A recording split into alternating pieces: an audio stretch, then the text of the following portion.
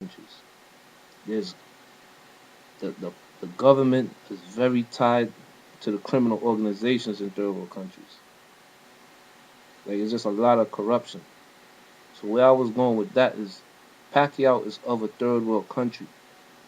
When I watched his 24/7s and his 360s, he says things that's real that might seem foreign to you guys about hunger and starvation and I had to hustle to feed my family. That stuff is not new to me. Like I'm very fond of that. So I know a thing or two that this guy encountered more than you guys who call yourself Pacquiao fans. That's where I'm going with this. And I seen, with that being said, I seen the Mosley and Pacquiao fight. And before the fight was even done, I seen what Bob Arum was doing because I thought the Joshua Clottey fight was fake. And I seen that this guy is a promoter. His job as a promoter is to make top dollar. He's not a boxer. He doesn't have a legacy or anything like that to leave behind. He's not gonna be a legend.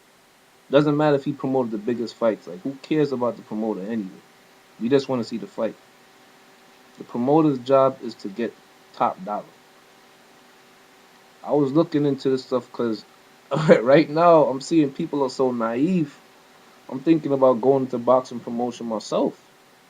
If I could, like, I'm real good at swindling people. I got the gift of gab. Word, like I can do this. I feel I can. If people are this easily manipulated, and I could sell them dreams that easily and get millions of fucking dollars, why not? So that being said, I see Bob Arum's scheme that first off, the Mayweather and Pacquiao fight is a promoter's dream. It comes once in a lifetime, if once, to be to promote a fight that big financially, that big. Like this fight is gonna make so much money.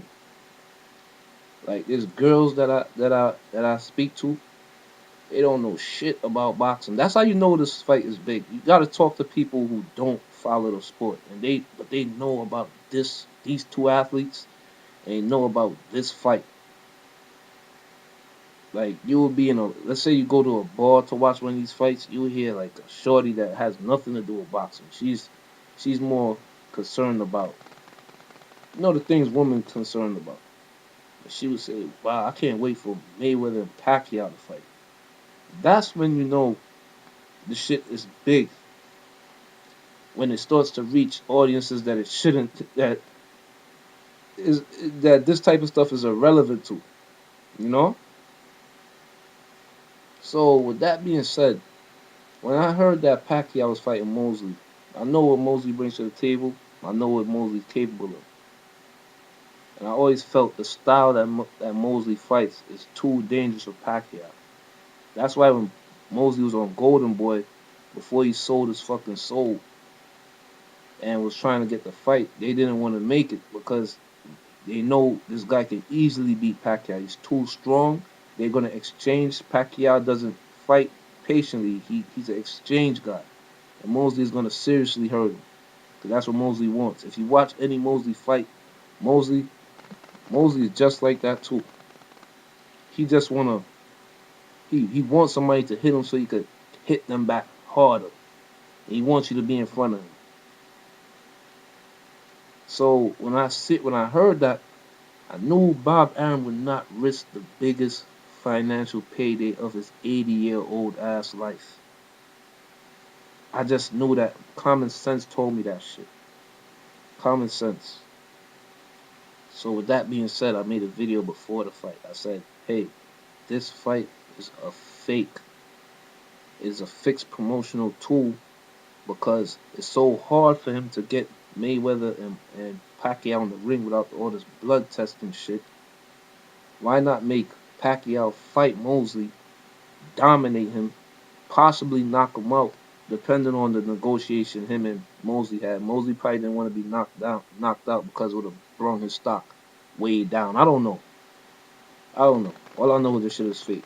But anyway, back to Aaron. He sees this, so he sets up the fight that Mosley looked like shit, and the goal was for Pacquiao to look way better against Mosley than Mayweather did. So the sports media, the fans, the writers, the journalists, the ESPN analysts, that's on national TV and viewed by millions to pressure Mayweather into this fighting this guy. Like, stop being a coward and all of that stuff. So Mayweather, so they could push his ego to the limit, and he just says, fuck it. Because that's every man's weakness, is his pride. I don't care what race you are, how you look, if you're tall, if you're short, if you're fat, if you're skinny. Every man has pride and he doesn't like his pride violated. That's every man's weakness. Like, if you want to get under a man's skin, push his pride to the limit, and you'll do it. Like, that's what this scheme was about, to get the Mayweather fight so Pacquiao could go in the ring loaded without blood testing. Like, just get that thing out the way. So that's why I made the relations to the third world country, third world living in Pacquiao, because I know corruption is nothing. It's not to say Pacquiao is a bad guy. It's just that in third world countries, people will do corrupt things, illegal things to better their life and their family. I'm gonna give you another scenario. If one of us was to go to a third world country